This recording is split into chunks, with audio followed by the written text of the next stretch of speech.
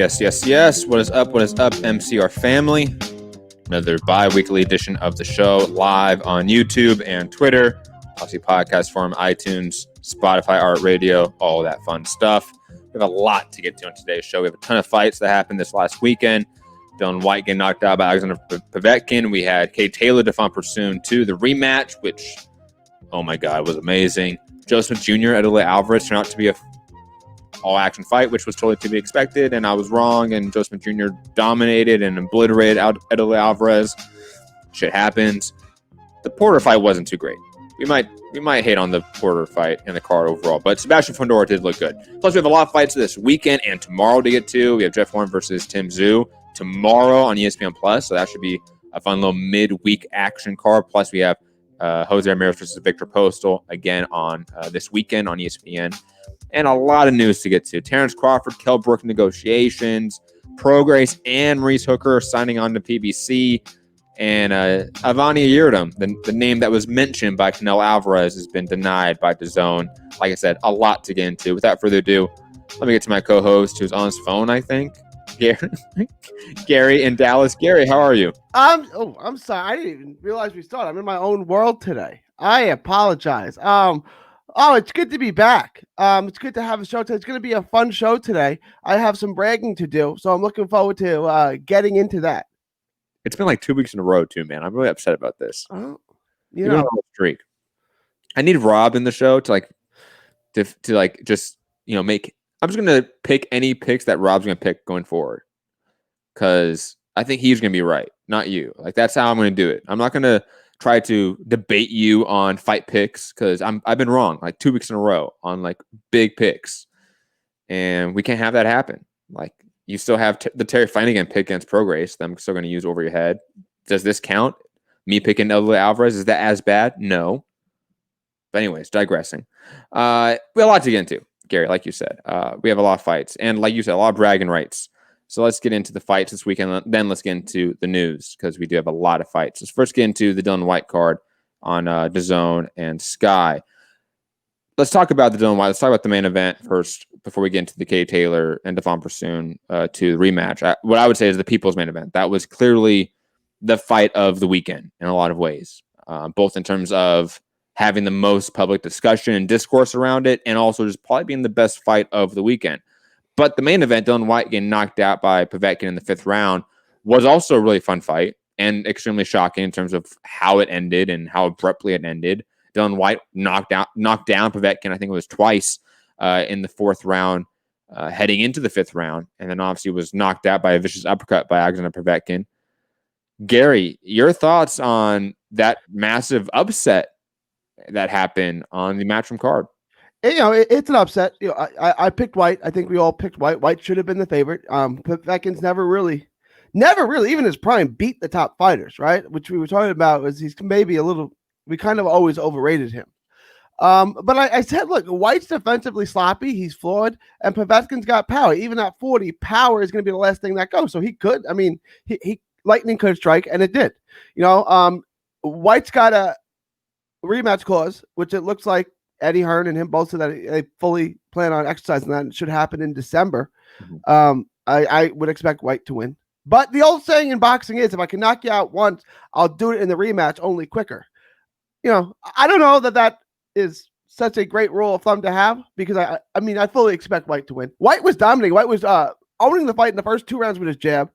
The 3rd round, he picked it up, started to hurt him to the body. The 4th round, he knocked him down twice. It looked like the fight was about to end, right? It looked like, okay, this is going to end. And I want to say one thing. Whyte, especially after the 2nd knockdown, I know there's only 10 seconds left, but Povetkin looked like he was in a world of trouble, and Whyte let off the gas. I think he instantly regretted doing that, because it looked like he could have got him out. Povetkin looked like he was in a lot of trouble at that 2nd knockdown, and Whyte never really picked up the tempo. He just kind of let him go. He was in complete control, but why not end it? If you can end it, end it. And then Povetkin landed the perfect uppercut, and that's all she wrote. Yeah, that was a beautiful uppercut, and I was mad because I was texting you and Rob and everyone in the group chat right before the knockout, talking mad shit like, "Ha, told you, Gary, Povetkin's not good." Like, ha ha, like Whyte's about to knock him out. It's gonna be, He's just dominating him, right? And then all of a sudden, boom, Povetkin lands that uppercut. And Whyte is completely gone. Knockout of the year, potentially, too. I'm trying to think of what could beat it. I know a lot of people are talking about the Eddie Alvarez, Michael Seals knockout heading into this weekend, but this was a bigger knockout, bigger upset on top of it, and also just as aesthetically pleasing from just a entertainment and violent perspective. It was awesome. Like this was a real good heavyweight fight. You know, I thought both guys kind of mirrored each other in terms of what they wanted to do. Both guys wanted to sort of dominate on the inside, land a lot of combinations to the body, and work their shots up top from that. And Povetkin was doing good work too, especially in the first 2 rounds. It was just that Whyte was clearly the more of a prime athlete at this point than Povetkin. But it didn't matter. It's heavyweight. Both guys were exchanging shots on the inside, and Povetkin landed one that actually mattered. Really impressive in terms of just like old man Povetkin putting on a huge knockout win on his resume that he kind of not necessarily needed, but it definitely adds more to his legacy and his resume that maybe it was lacking in some ways. This was a top 5 heavyweight. He just knocked out, like obliterated. You know, it wasn't knocking out Carlos Takam. It was knocking out Dylan Whyte. You know, this is a bigger win in a lot of ways. Gary, any other thoughts on Whyte Povetkin? I mean, obviously the rematch is most likely happening in the fall of this year. Are we just going to pick Dylan Whyte and say that, you know, this was a little bit more of a not a fluke, but the better man lost and he should win the rematch going forward? Or are you thinking that Povetkin's going to be an old man dog in there again and get the knockout? You're muted, Gary. It's okay. It happens. It's certainly possible Povetkin could score the knockout again. I'm just not going to pick it, just like I didn't pick it the first time. You know, Whyte was in control of that fight, and then he got caught. It wasn't like Povetkin was implementing and systematically breaking him down and setting him up for that uppercut. You know, the opportunity presented itself, and Povetkin took advantage of it, so kudos to him. But it wasn't having his way in any way. Not, you know, on the scorecards, not, you know, as wars for the wear. Like, Povetkin was losing that fight in every fashion of the fight, and then he landed the perfect punch.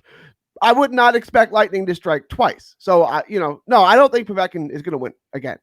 I don't. Although it's not impossible, right? He's always going to have that power, and Whyte's got flaws defensively.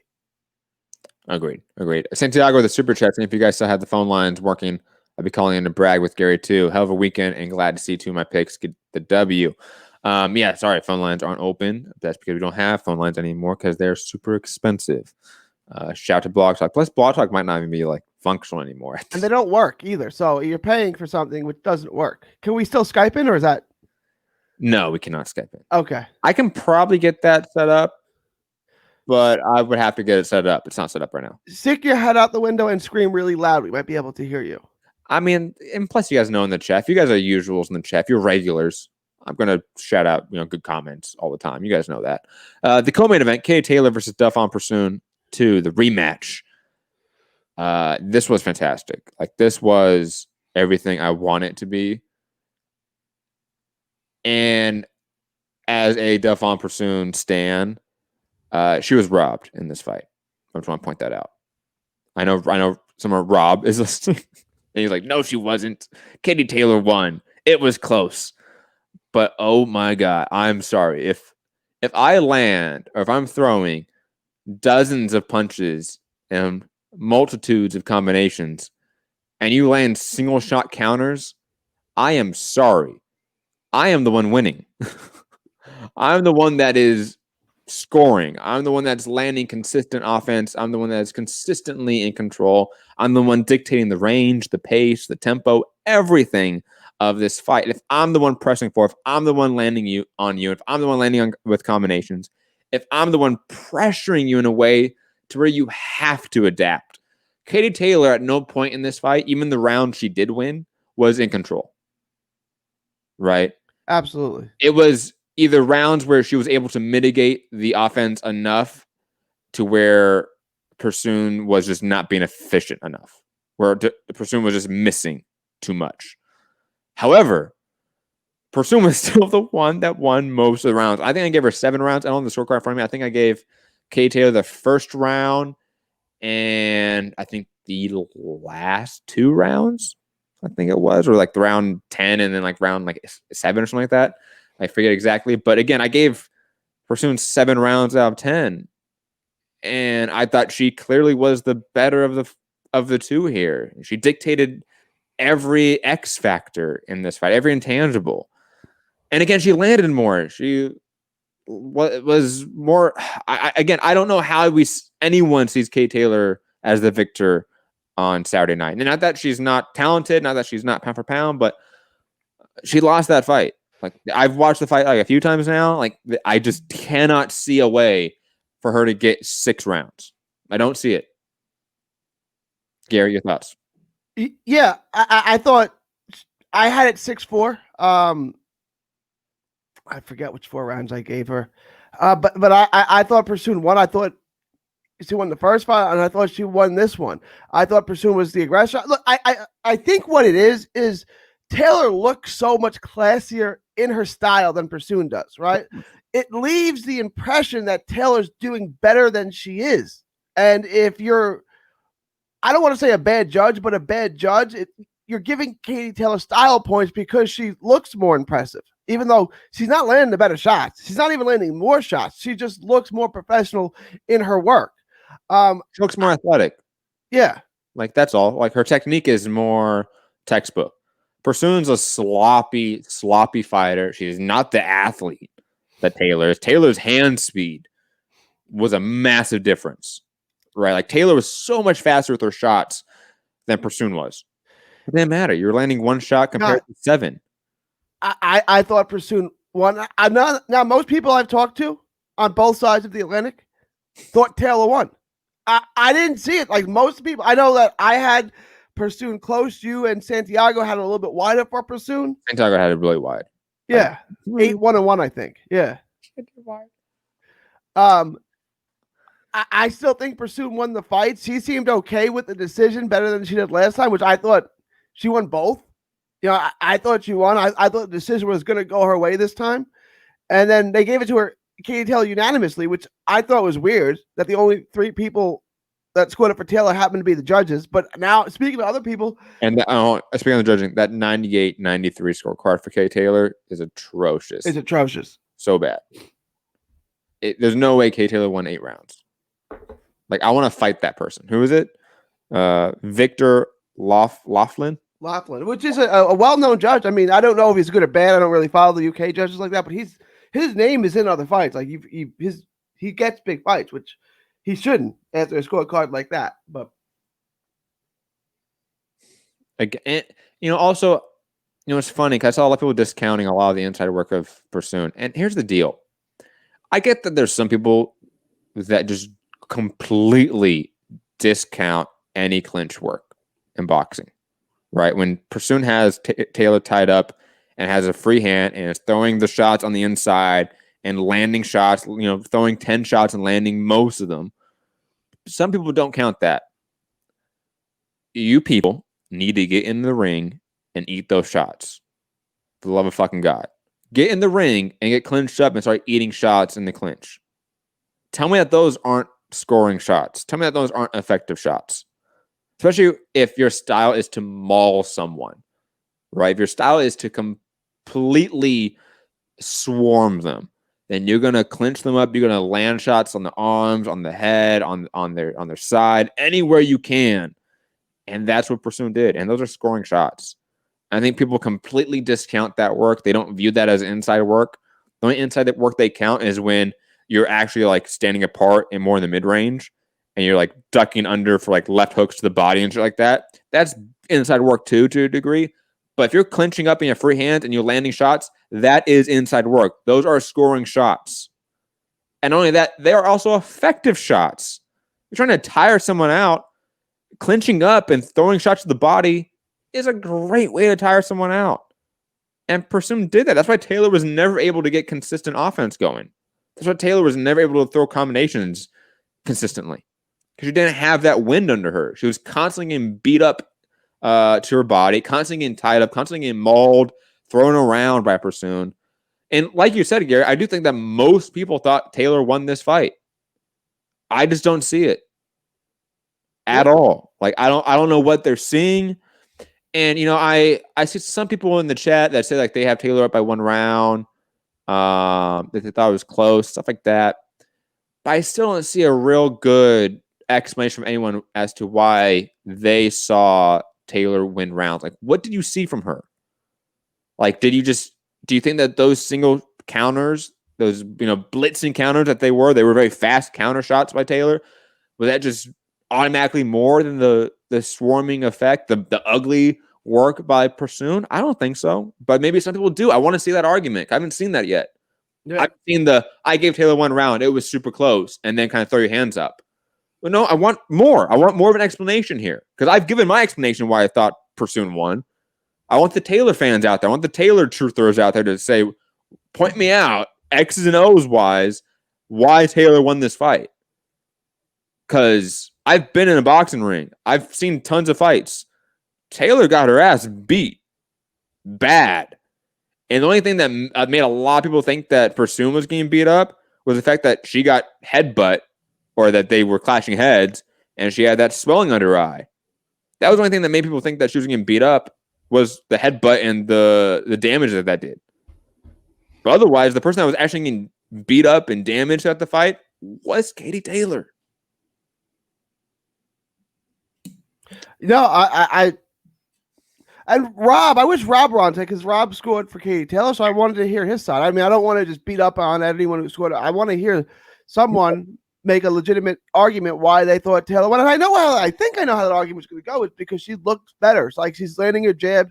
She looks like the better boxer, but she wasn't doing the better work. So my guess is whoever scored that for Taylor scored it only on like the appearance that Taylor was controlling the action, when in fact she wasn't. I just want to, like, not only do I want to hear what Rob had to say, I'd like to sit down and score the fight with him and see what he's looking at, right? Because I can guarantee you he's discounting everything Pursoon did on the inside. Liam Roscoe in the chat saying I had 5 rounds apiece. I bet Liam's hyped for tomorrow's big fight down under with Horn and Tsyzu. Can't wait to get your take on that, Liam, in the chat. PSK saying I thought Taylor lost by a couple rounds, but Pursoon applied non-effective pressure for large portions, missing most punches, but outworked Taylor clearly. I think Pursoon landed a lot of shots. I think the perception that she missed a lot is a little bit misleading. I think her technique is very poor, right? I don't think she's a good athlete. I said that already, right? But I want to make that very clear that she is not a good athlete. It's very clear that her balance is off all the time. She doesn't have real good hand speed. I don't even think that she's significantly powerful with her shots, right? But that cardio is unreal. Like, that's the one good athletic trait she has, is she has an unbelievable gas tank. And she's going to throw a lot of shots that are going to land. They might not look pretty landing, but they're going to land. And I will say this, as somebody that has been on the receiving end, because I'm not a swarmer, right? I'm not that guy in a ring, but I've sparred a lot of people that are swarmers. They're just wanting to land shots on you, whether that's in your arms, your hips, whatever it is, right? Your shoulder. That's all scoring in their mind because it's to break you down physically. And shots to the arm, even though they're not 100% clean shots, are still damaging shots in terms of what the overall strategy is of a swarmer, of that aggressive style. Like, she's a female version of Maidana, like, where she's going to throw those bolo punches over the top, and it's going to be ugly, but it's largely effective if she's fighting a certain style that can't really adapt to it. The boxer that doesn't have enough pop to get you off of them. Well, this type of fighter is going to deal with those quite well, and I think that she got the raw end of the deal here when it comes to the decision. And it's sad, and it's also, I think, disingenuous when people use that the fact that Pursoon was like very accepting of the decision as like evidence that she lost. Like, come on. Pursoon was the B side coming in with the big network, coming to fight the person on their big network in their promoter's backyard. She wants another fight date for sure. She wants more opportunities. Let's just be honest about how politics work in the sport. PSK saying Pursoon versus McCaskill would have been a battle of attrition. Yes, I absolutely agree with that. Heath Farley said she did miss a lot of shots, but to be fair, she did land a lot more than Taylor. Well, if you're missing a lot of shots, but you're landing a lot of shots, then it's a Like it's a non sequitur. Like it doesn't matter. Like you stating that she misses a lot of shots doesn't matter if she's also landing a lot of shots. If she's missing a lot of shots and not landing in sort of equal measure and also getting tagged a lot by Taylor, then it's an issue. Because then it shows that her aggression isn't effective. But her aggression was effective because she was landing a lot of shots. Yeah. Gary, I've been ranting. I'm sorry. If you want to talk about it at all. No, I agree with most of what you said. Yeah, I thought Taylor did good work. I just didn't think it was enough. Like I thought she had good moments. She won rounds for sure. Sandy didn't think she won rounds, plural. But Santiago's card is way closer than the judge that had an 8-2 for Katie Taylor. Yeah, I think it being wide for Persuna is closer to it being wide for Taylor. Yeah. Yeah, I think that is more egregious in my mind. Also on the card, Luther Clay losing via TKO to Chris Congo. That was a good, little fun fight. Jack Cullen having a split draw against Zach Chelly. A lot of talk online about that being a bad scoring, bad judging on that fight. A lot of people thought that Zach Chelly won that fight, and Jack Cullen, the house favorite, got the benefit of the doubt and got the draw. Also, I didn't really see this fight, but the Alan Bebic versus Shondell Winters fight, that was a KO. I didn't see that one. Gary, any other thoughts on this card? No. The two big fights were really all that deserved our time. Let's talk about the PBC card. Sean Porter defeating Sebastian Formella via unanimous decision. He won every round. This fight was complete dog shit to watch, though. Agreed. It was bad. I mean, people are going to get on Porter for not getting him out, although they should have stopped that fight after about round 9. There was no reason to let that go on. Formella was so outclassed. It was so one-sided. There was no reason to let that thing go on. He doesn't have the power to stop Porter. He doesn't have the power to hurt Porter. So there was no reason to let him just take that kind of punishment when he was landing nothing and getting hit by everything. That was a bad sparring session. They should have stopped it, even if Porter didn't get him out. I know you want to go the distance, but this guy's got a life. He's got a career and a life after boxing. Stop the fight. That was letting that go all 12 was silly. And Porter was so just sloppy with his work in this fight. He was so overzealous from the get-go. You know, he wasn't setting up shots at all. He wasn't setting up any of his work. It was kind of like an old Porter fight in a way, right? Where like it was the sloppy version of Porter. You know, like the really over-aggressive, kind of smothers his work Porter. It was that version of Sean Porter again. And it wasn't a good fight. Like after round 4 or 5, I'll be honest, I checked out. Like it was still on the TV, but I just didn't care to watch it. It wasn't entertaining at all. Yeah, bad sparring session, to use the term lightly. Sebastian Fundora, though, versus Nathaniel Gallimore. That's the fight to talk about in this card. Let's be honest. I don't give a shit about the Sean Porter fight. It was bad. The viewership of the card is the worst, I think, in PBC history with the Fox deal, right? Including the time buys. So clearly no one cared about this card. But the Sebastian Fundora fight against Nathaniel Gallimore, holy shit. Was that like watching David Benavidez? Tell me that wasn't like watching a 7-foot junior middleweight David Benavidez. That was impressive. And I've never been high on Fundora. I thought he was going to kind of just skimp past a decision here against Gallimore, to be honest. I didn't think anything of this fight. And I was blown away by Fundora's ability to stay in the pocket, pick shots off, and just be absolutely violent and brutal. And again, it looked like Dave Benavidez in there. Like that's exactly who it looked like. Gary, you muted. It's okay. 2 for 2. 2. We didn't do predictions for that fight on the show, but I would have picked Gallimore to win. Because I always pick Gallimore to win. I don't know why. I'm the last person who thinks he's any good. Although my mind has changed now. He's not any good. No, he's good. He's a good barometer guy. He's a gatekeeper. Is he? Because he just got blown out by Sebastian Fundora. Is he still a good gatekeeper or still a barometer? I mean, he got blown out. He beat Jason Rosario. I know, which is why I don't understand why. All right. I mean, unless you think Fundora's like, and I was never that high on Fundora. I mean, he's fun.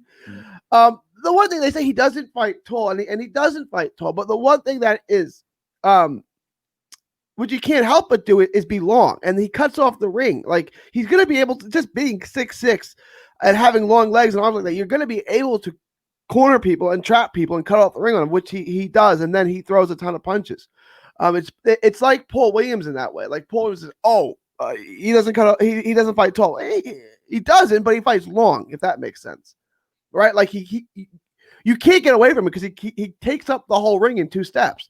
It's like when the Greek Freak does the Euro step from the 3-point line. Like, how do you mean he just covers so much ground in so little steps? It's there's no getting away from him, is what I'm saying. He's going to be an issue.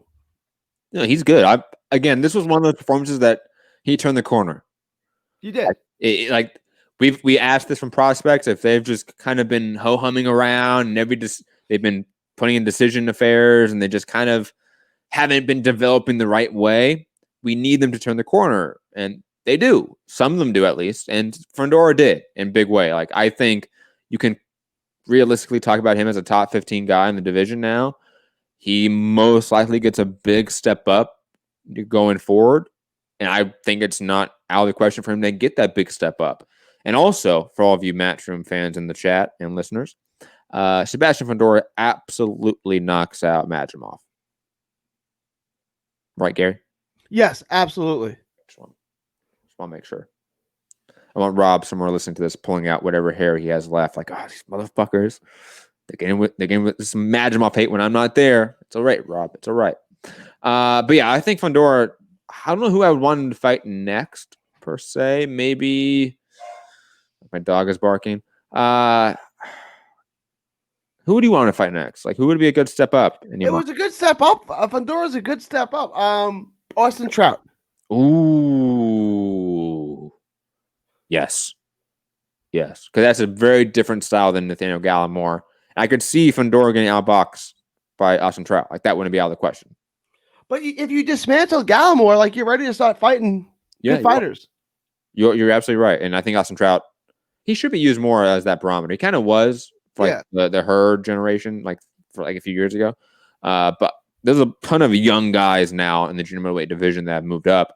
I would like to see Austin Trout get some shine against those guys just as a barometer.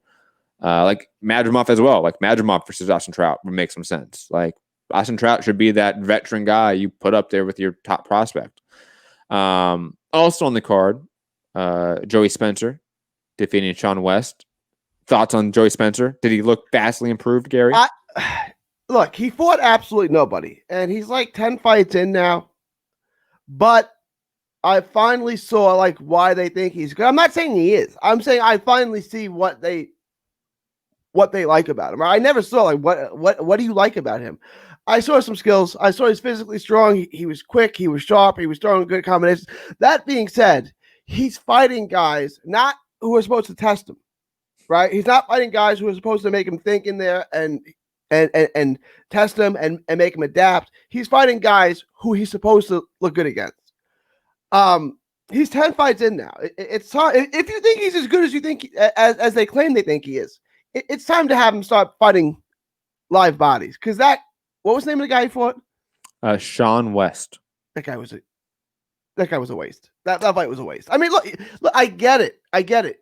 Spencer looked good. Like I never understood it. I get what they see now, but you got to do it against better guys than Sean West. That fight, although he looked good, and I can't fault him, you need to fight better guys than that. I did not see the post-lim card on FS1. Oh, my buddy, Eddie the Hunter Ortiz won a decision. I know, and I didn't see the Justin De La Roche fight when he moved down to welterweight. I didn't see that fight. Also, by the way, I don't know if this is the right time, but I really don't like post-lims. I really don't like that idea. Not a fan of it. It's usually late already, and I don't want to watch like the undercard after I already saw the main event. It just doesn't make sense to me. Just have them be prelims. Like, it's FS1, it's Fox Sports. You can do Fox Sports Go streaming. It shouldn't be hard, guys. Like, let's just do something else. Like, I don't like post-lims, PBC, and you're like the only entity. I was gonna say promotional company, but only entity that's doing them really consistently. Not a fan. Not a big fan at all. So I did not see the Navarro versus De Loach fight or the Edward Ortiz fight. How were they? Were they good? Should I go back and watch them?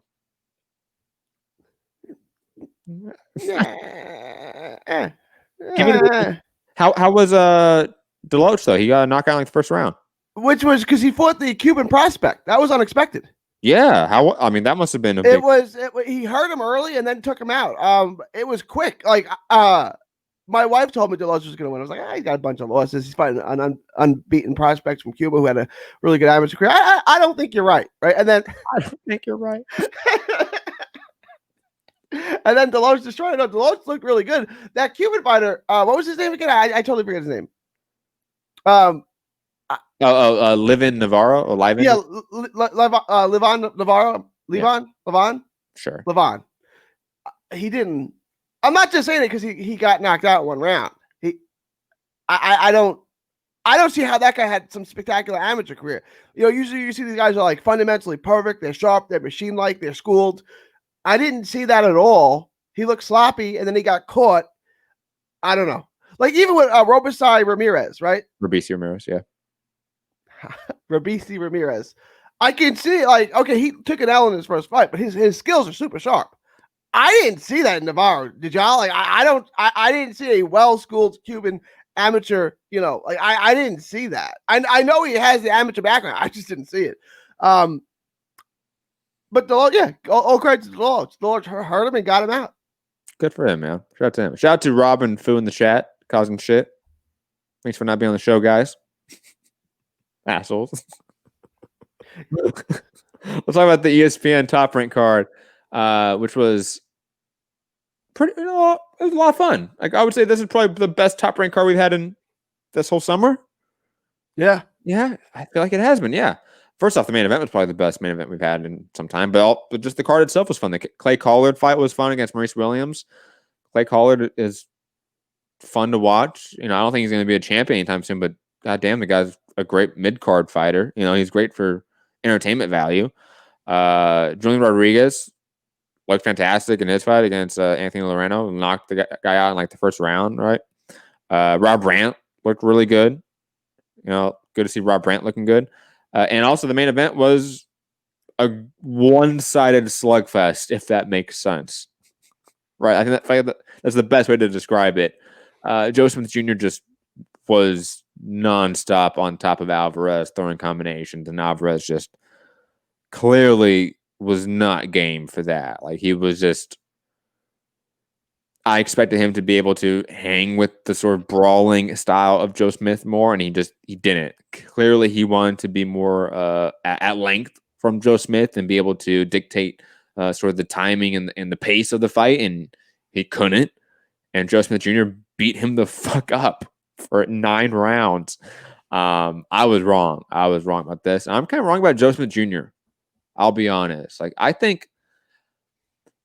I'll put it this way. If Gary or when Gary picks Joe Smith Jr. to beat Artur Beterbiev, it's not out of the question. Like it's not ridiculous. I wouldn't say it's this crazy pick as maybe I previously thought. Or maybe him fighting Bivol in a rematch, right? Like I could see Joe Smith Jr. beating Bivol in a rematch. Like Joe Smith Jr. is looking really talented and really good, looking really sharp. He's looking meaner and more aggressive than usual. I don't know what it is. I don't know if he's just sort of fine-tuned his game enough and has simplified his strategy and tactics, but whatever it is, he's been on a roll lately. So I know PSK is in the chat and Smith has no chance versus Beterbiev, but I think Smith is really talented. He's a top 5 light heavyweight. Like I don't know, saying that he would lose to the other top 5 guys is an okay opinion, but it's not an opinion you can say is definitive for sure anymore. Gary, your thoughts?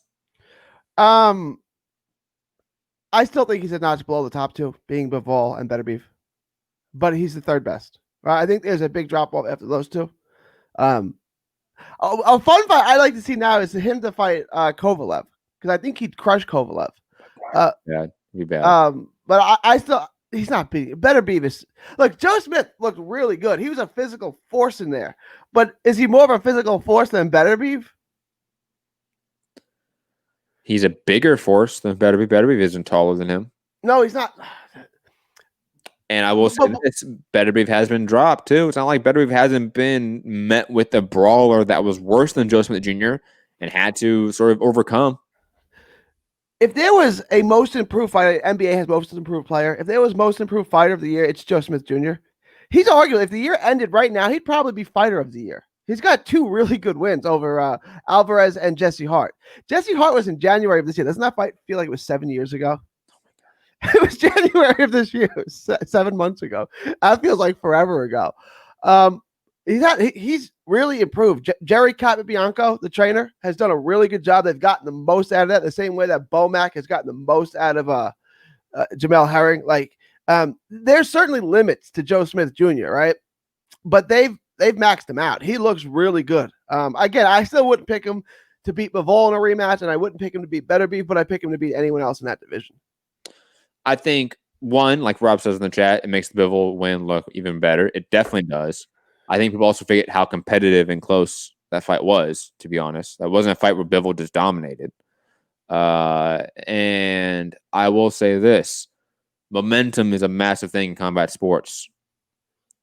Joe Smith Jr. has the biggest or the most momentum in the division right now. Right? Like, Better Beef is... Yes, whatever he is with Fan Long Mang, which we're going to get to later on when we get to the news. We don't know what's happening with Better Beef.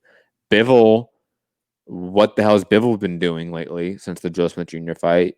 He hasn't done anything. Smith has a lot of momentum, and he's improving. Like, it's not like it's just like he is knocking out lesser competition. No, he's improving. He's looking better.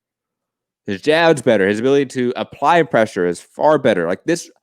I would compare it to when Sean Porter made those improvements, right? When Sean Porter went from like the footballer comparisons, right, to all of a sudden being, oh no, he's a highly technical pressure fighter.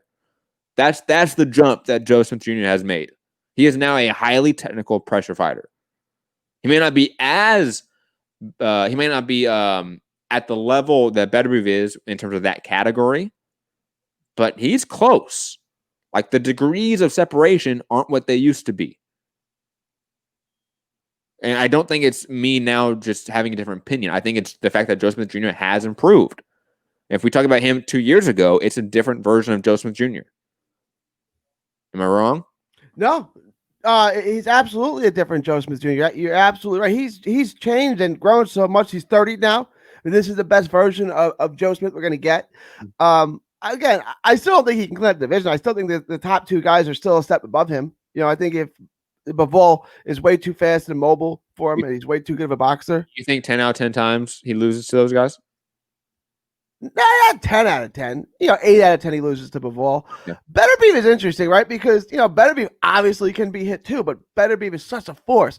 Joe Smith to me looked like a light heavyweight version of Rung Visai in that fight against against Alvarez. He just looked like you couldn't move him backwards, and he was going to break you down with his jab. Looked real good, and then he was going to break you, right? Like, it was that whole time. I was like, I didn't pick Joe Smith to win by knockout. I picked him to win on points because I thought, okay, Alvarez isn't going to get stopped. But that whole time I was like, Joe Smith is breaking him down.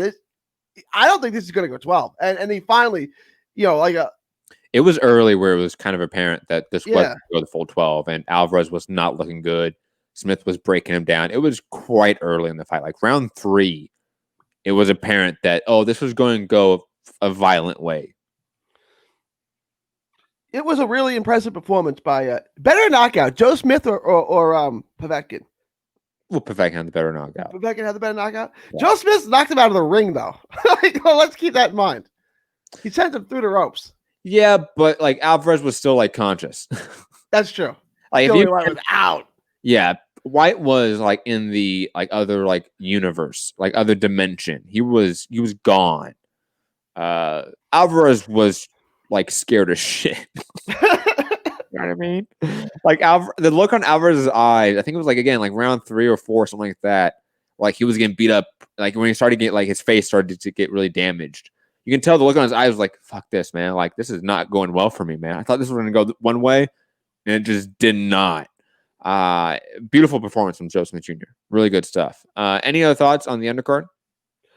Biggie Rodriguez out of San Antonio. I got another first round knockout over another unbeaten prospect on the undercard.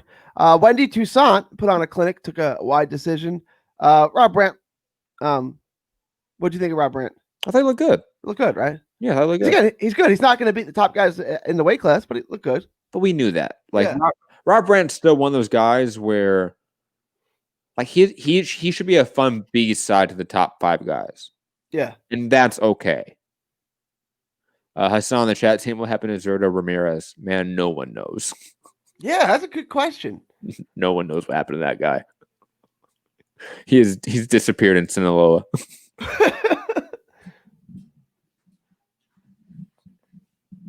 Gary, any other thoughts on the top rank card? No, that was it. Let's talk about the fights coming up this weekend and also tomorrow. Jeff Horn versus Tsyzu, the first big boxing fight with crowds, right? Like this going to have like actual people in attendance and shit in Australia. I'm really looking forward to this fight, to be honest. Like the more I've thought about it, and plus it's tomorrow. So I love midweek fights, to be honest. And plus, this is one of those fights where if Tsyzu wins, we have a new world level potential star from that area. And as we've known from the past, that area is a good regional draw in terms of like bringing fans, bringing attention. And I also think if like Tsyzu pans out, he will be a fun, violent fighter in the division. Not a guy that's going to be a world beater in this stacked division, but definitely be a guy that mixes in well with the top 10 at 154 if he gets past Jeff Horn. Like if he goes out here and obliterates Horn within 6 to 9 rounds, which I kind of predict, to be honest, then we talk about him fighting, people like Castano, people like Edwin Laura, people like Austin Trout, people like Madrimov, other people that are maybe closer to the world level than he has been in the past. Rob is in the chat saying Tsyzu is about to be exposed. That is possible for sure, but I think Jeff Horn's recent run has not been impressive at all. Gary, your thoughts on this main event in Australia? I'm going back and forth on this. I picked Jeff Horn initially, right? I think you did. Yeah, I think so. All right. Now I'm going to pick Tsyzu, right? I'm going to pick Zoo. I am. I don't know. I keep going back and forth. This is a really fun fight. What does the chat think? I really can't pick a winner on this. I think Jeff Horn is physical and he's strong and he may be able to push him around, but Tsyzu's better, right? Tsyzu's better. He's just an all-around better boxer, probably the bigger hitter. I mean, in theory, he hasn't beat anyone. He hasn't beaten anybody. Hasn't beat anyone.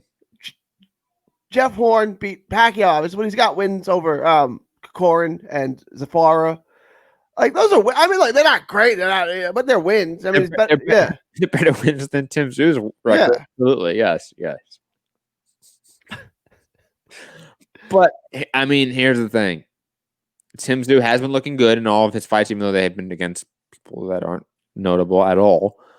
While Jeff Horn has been looking absolutely pedestrian against top 50 level opponents. Right? It's hard. Like if Jeff Horn was still looking good, it would be different. I would absolutely pick Jeff Horn to beat this fight because I would say Tsyzu hasn't done anything. Yeah. But Jeff Horn has been struggling with strippers. No, I'm not. I keep forgetting what you're talking about. I thought he had like a stripper, like a porn addiction. So I'm like, what are you talking about? Oh, that's right. The stripper was, yeah. Cal Brook, I mean, didn't struggle in the way that Jeff Horn did. No, Cal Brook just looked disinterested after a couple of rounds. Like that's it. Yeah. Jeff Horn had to rematch him. No, man, come on. Tsyzu is winning this fight largely due to momentum. Like who's at the right place in their career?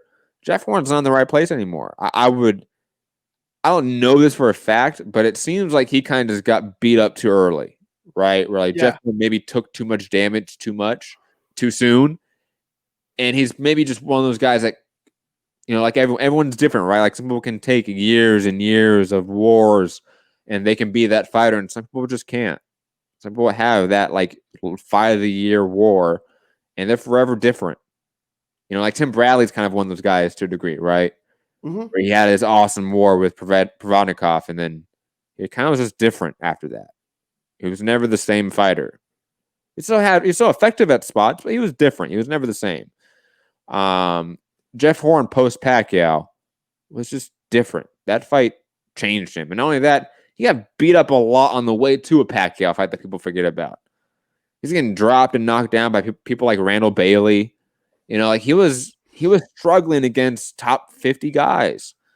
So Jeff Horn is somebody that we overhyped, and also I think took a lot of damage when maybe he wasn't the type of guy that could handle that damage.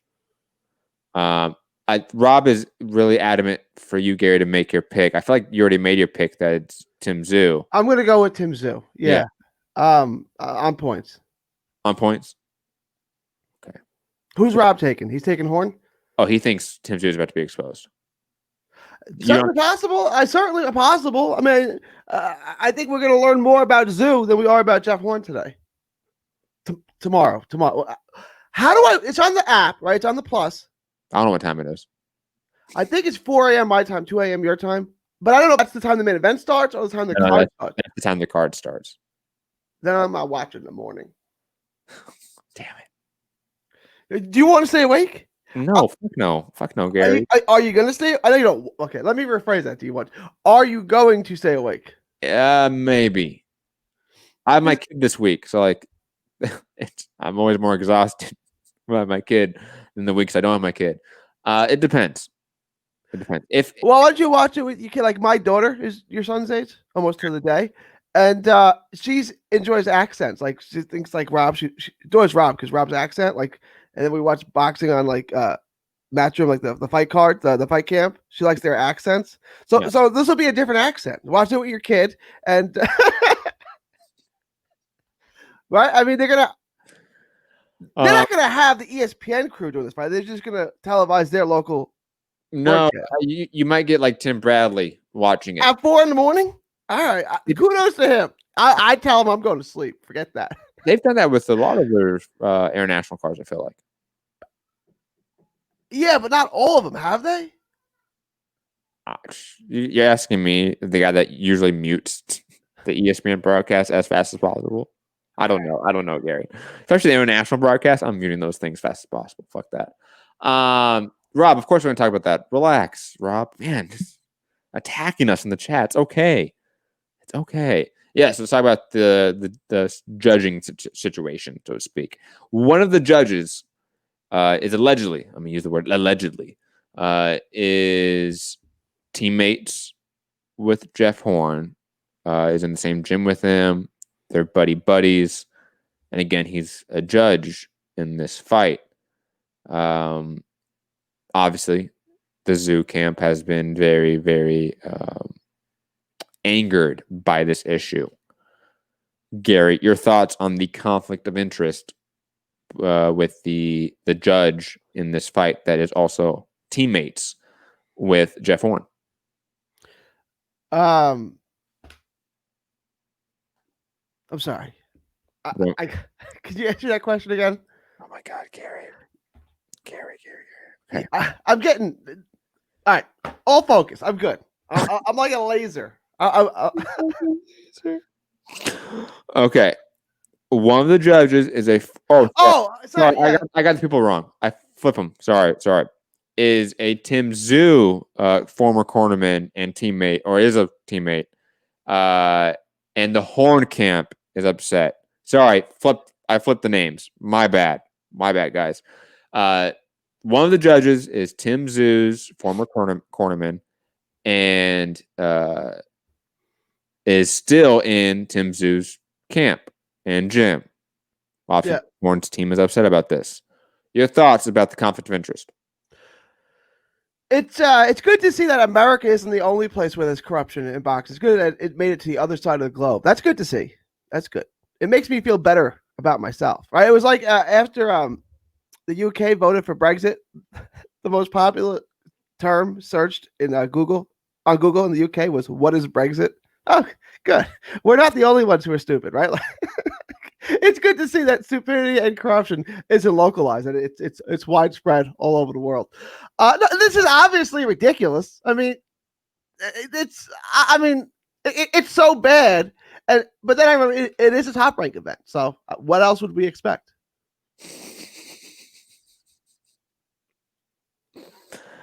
I mean, is Dave Moretti one of the judges too? He's got to get for sure. Yeah. You know, when I hear these stories, I always go back to like the issue isn't like this one event, this one incident. It's like the systems that have been created to sort of keep the sport accountable are innately institutions that on purpose do not keep the sport accountable. So you have to change these systems and institutions before we even talk about like these individual events or these situations, because like there's no recourse for this. Like, honestly speaking, now maybe it's different in Australia than the US. Like, I don't know that per se when it comes to Australia's commission, right? But in the US and the UK, I mean, there's a little recourse for what you can do here. Maybe, you know, if you have a very powerful promoter and network, you can lobby to the commission to change this, but maybe they don't, or maybe you're the promoter and powerful network lobbied for this to happen.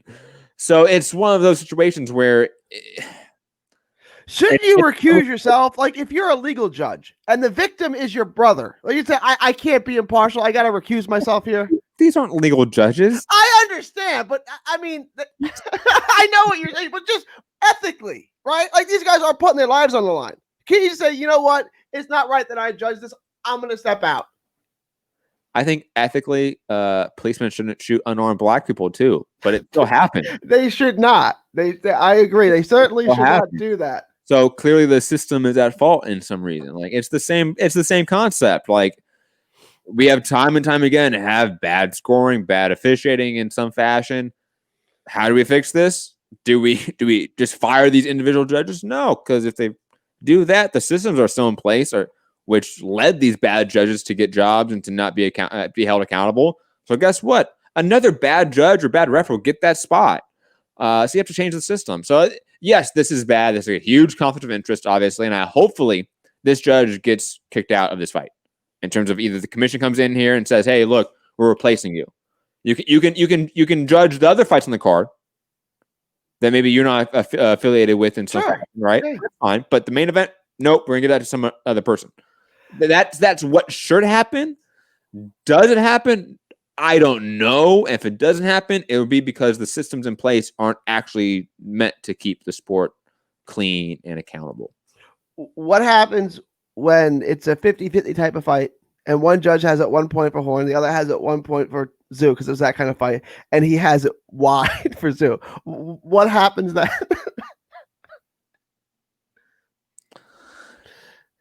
I've seen that before, where like the judge you would think would score it the wide in the other way, scores the B side wide, and it doesn't make sense.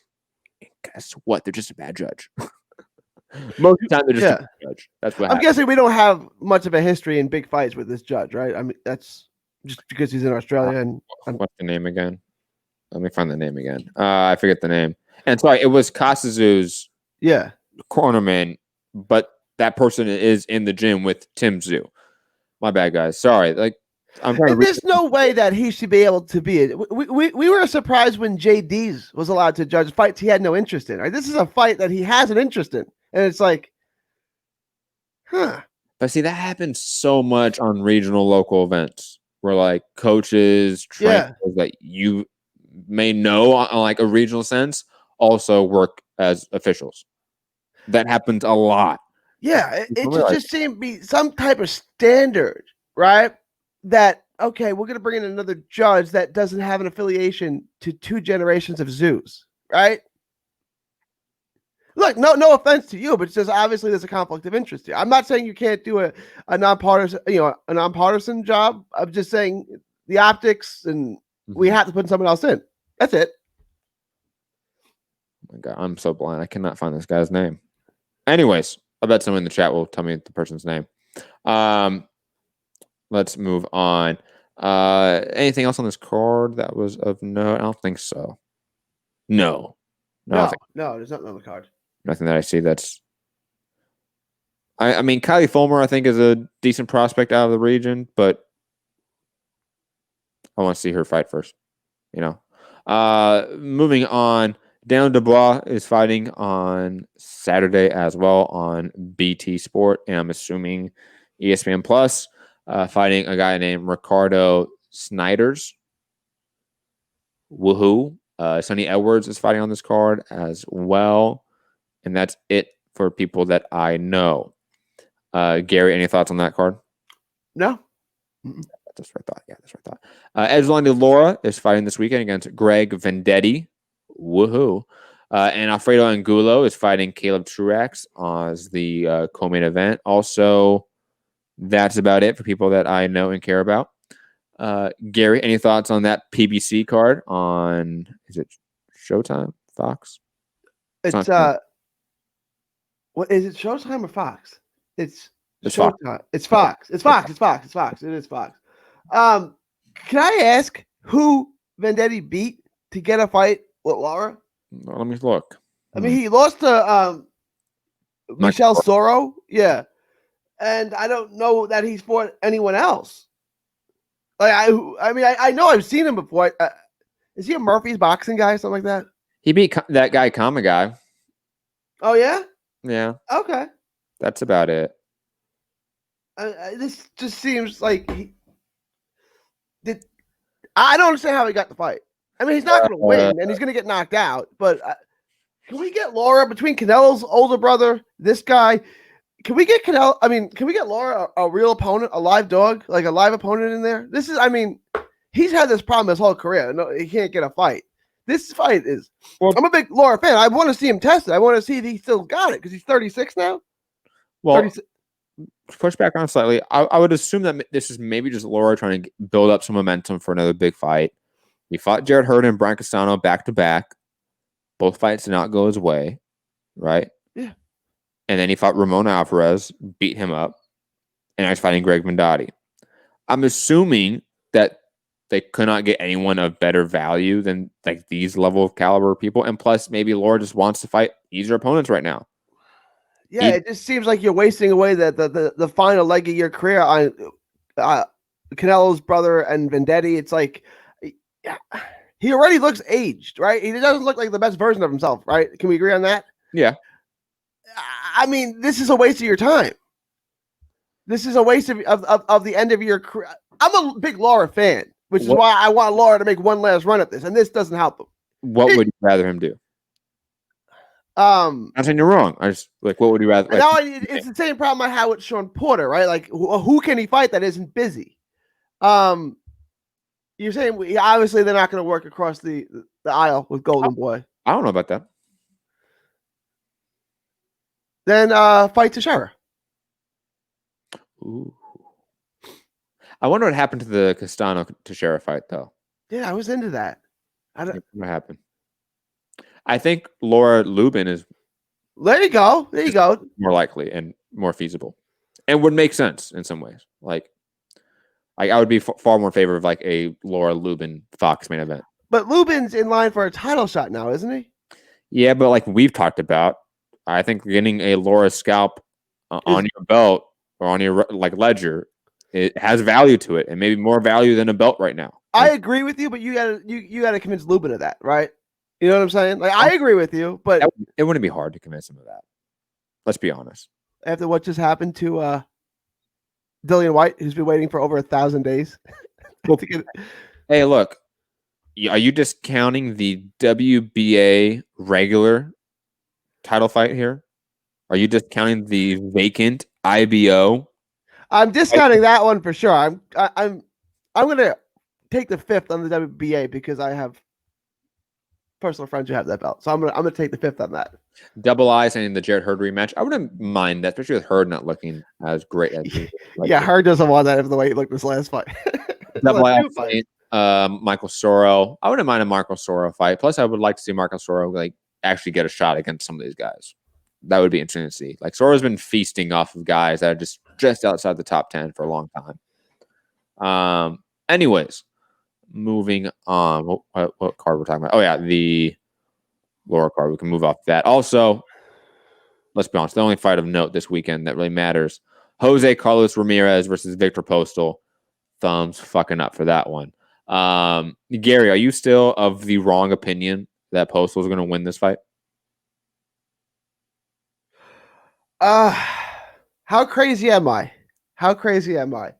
All right, I'll go. Look, I've been right so far, so I can afford to be wrong in one. So I'm gonna go with Postal. I'm gonna call the upset.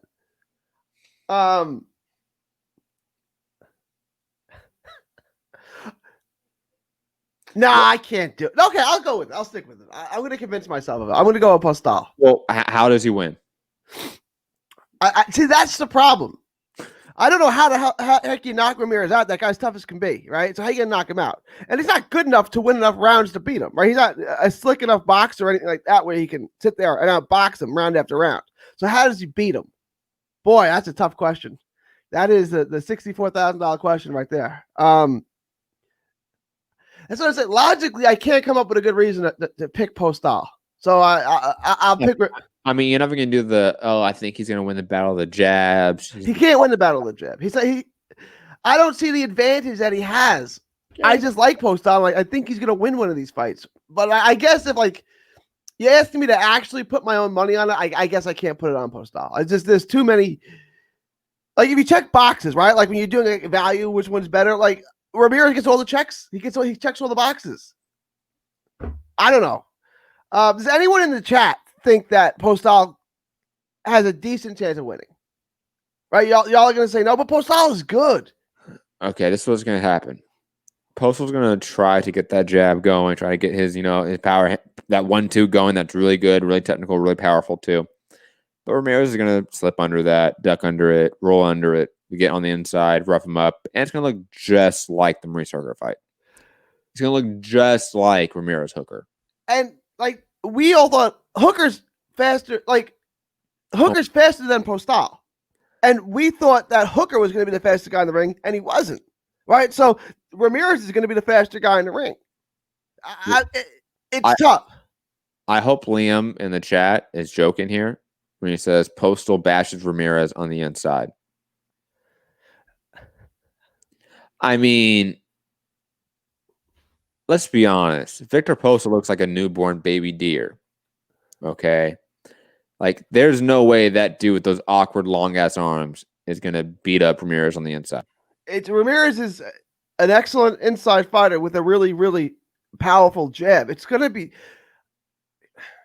Postal's not the guy who's going to dance around on the outside for 12 rounds, and circle and frustrate him the way like Bivol could, right?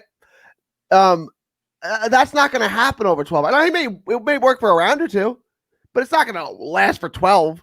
I guess using my brain, and I want to see Postal win because I think he's good. I just don't know how he wins this fight. I'll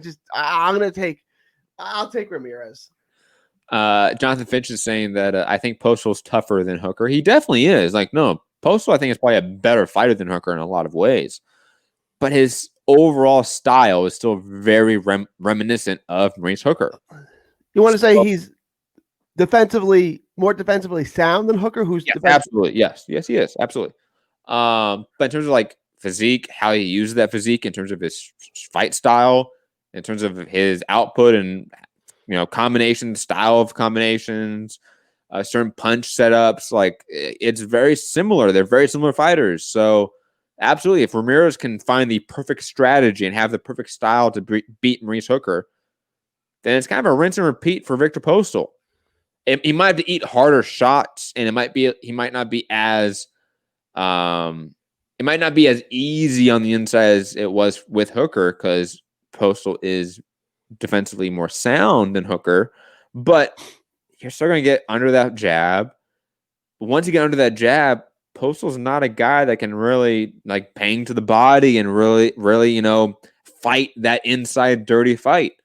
Ramirez has been born for this shit, man. He trains in a gym that they excel at inside work. So yeah, this is not going to go well for Victor Postal. The only thing that helps is that he's a tough guy. Like he's gonna make it to the decision because he's tough and durable, and he's a little bit better defensively than Maurice Hooker. But he's gonna get eaten up by Ramirez. Like it's not gonna be close. Like I see a 9-3 scorecard, easy, with maybe a knockdown here or there. Like that shouldn't be out of the question. Yeah. Somebody besides he's going to beat him up on the inside. Give me a real path to victory for Postal because I want to pick him. Right now I can't. Someone, please help me out here. Throw me a lifeline. Tell me how he does it without saying he beats him up. He pummels him on the inside. PSK saying if the same Postal that fought Taylor turns up, he may be competitive. Otherwise, Ramirez will win easy. Double I saying he's 36 and hasn't fought for over a year. I mean, a lot of people haven't fought over the year, given what happened the last 6 months, right? So,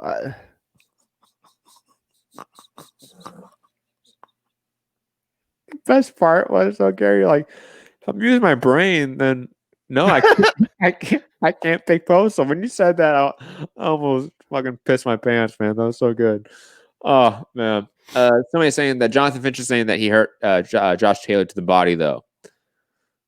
Did he though? I don't remember him hurting Josh Taylor to the body. I mean, it wasn't like he hurt him, like he dropped him, like he had him in a world of trouble. But he hurt him to the body. He did really well early in that fight. He did really well. Yeah, that fight was all about Taylor adapting. And Taylor's better than Ramirez. Ramirez looked real good against Hooker. He really did. And he's been consistently at the top longer than all these guys. Yeah. So I have to count that for something. Let's talk about news of the week, though, Gary. And let's get out of here because I got stuff to do. I'm starving.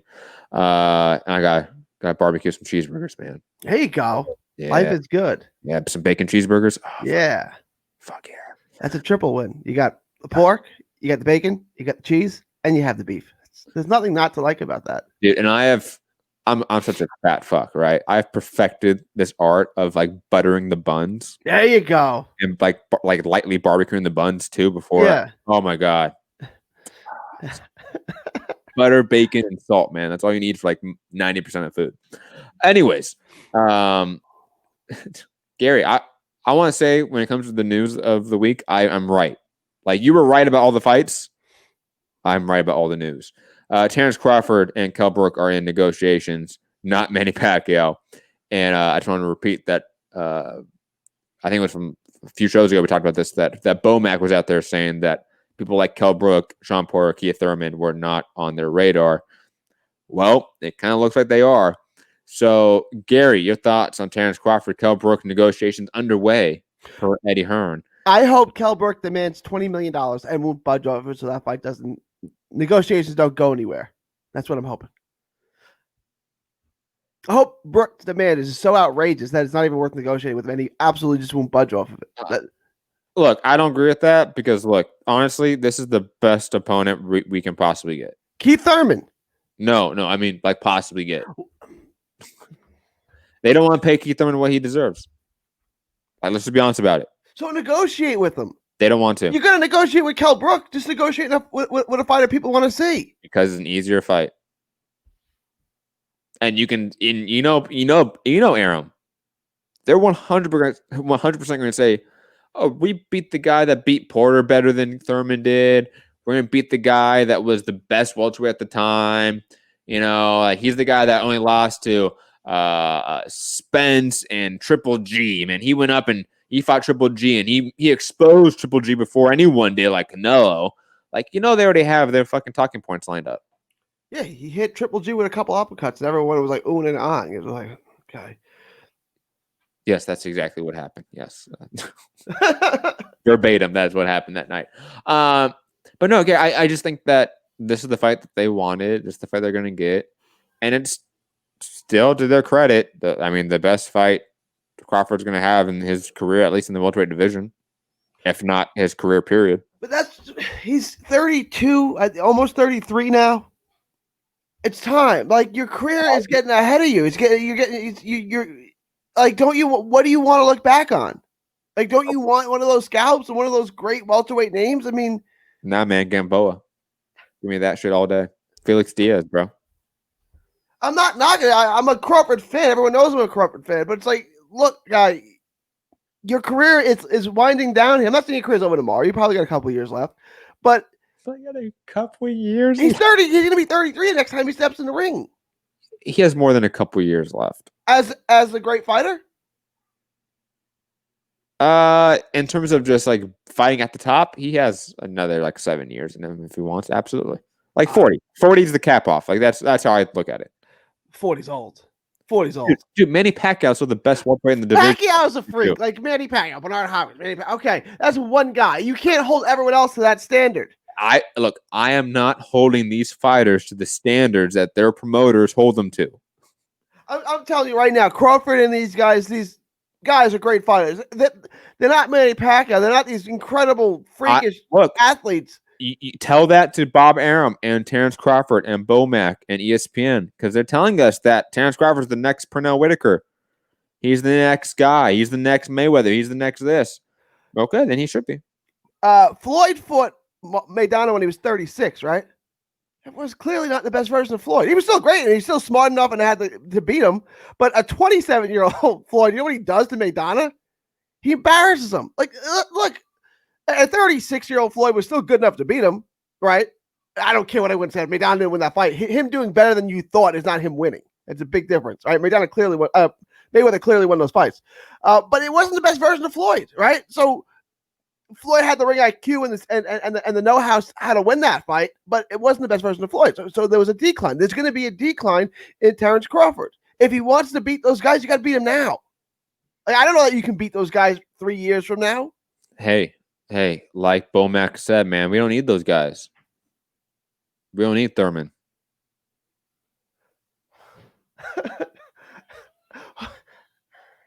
Dude, no, but you don't need Thurman. But then you got to beat Spence. But Spence isn't fighting you because he's busy with Garcia. So that means you can't fight Garcia either, and you don't want to fight Porter because he's your buddy. So you kind of do need Thurman at this point.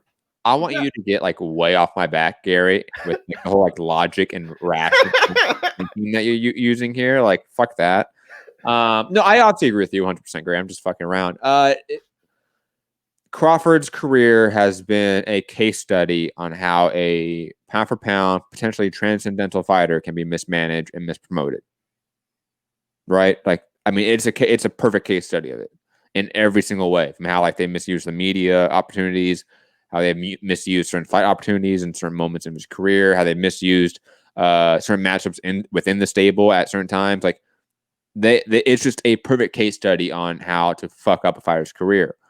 That can easily be changed around in an instant if he goes and fights Keith Thurman, fights the winner of Spence Garcia, and doesn't give a damn about what network it's on. However, we don't live in a world where like that's a priority. We live in a world where like ESPN and Top Rank, their priorities are their pockets, and not only that, but the controlling of their pockets. That's a huge factor, right? They want to be able to control not only what money goes in their pockets, but control what money goes in other people's pockets.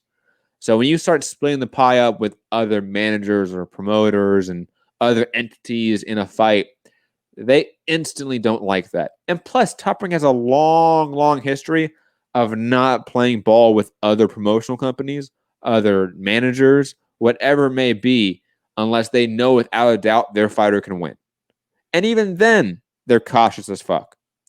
So, I at this point in time, I kind of just shake my head and move on, because you have people like William Phillips in the chat right now who's saying Thurman is irrelevant at this point. I can't remember his last relevant win, when the dude just sold 500,000 pay-per-view buys with Manny Pacquiao. You know what I mean? Like, you're going to have people that think that in the chat, that are stupid enough to think that people like Keith Thurman aren't relevant in this division. Yeah. And you just have to move on. And unfortunately, people like Bob Arum, who actually have power and control over fighters' careers, think that stupid shit too. Right? Double I saying not this version of Thurman. Dude, this version of Thurman is still better than Crawford. He's still more highly ranked than Crawford. He's done more than Crawford. Even within the Pacquiao fight, he's done more than Crawford. Like, I'm sorry here. Like, Crawford's only win in this division is against Jeff Horn, a person that most of you thought lost to Manny Pacquiao, a person that has done nothing but lose and look like dog shit ever since those fights. Thurman just lost his belts to Manny fucking Pacquiao. I'm sorry, the dude's absolutely relevant, and also has done higher viewerships than Terrence Crawford, has done higher gates than Terrence Crawford, has been in bigger fights than Terrence Crawford. I'm sorry. Just because you and your favorite hipster writers rate Crawford as number one pound for pound doesn't mean shit when it comes to prize fighting. Thurman is more relevant than all these people, except for maybe Spence and Pacquiao at this point. Yeah. Like, that's it. Like, that's the list. I'm sorry. Like, I and to give any like actual like defense to like fighters like taking bullshit fights, like, come on, people, you know better. Like, I make jokes. Like, you guys aren't joking in the chat. Like William Double I. Like, come on. Crawford fighting Thurman right now would be a massive fight. Would be the biggest fight of his career. Not only in this division, it would be the biggest fight in his career. And you know who would buy that fight? Everyone in the chat. So don't even kid yourself. You know what I'm saying? Every one of y'all in the chat would buy that fight. Each one of y'all. Because it's a great fight. And let's be honest, what fight would you want more? Crawford Thurman or Crawford Brook? Exactly. Like, come on here, people. Like, let's not be dumb here. Like, maybe if you're out there saying, like, I'd rather have the Porter fight, fine. Like, I'm okay with that, right?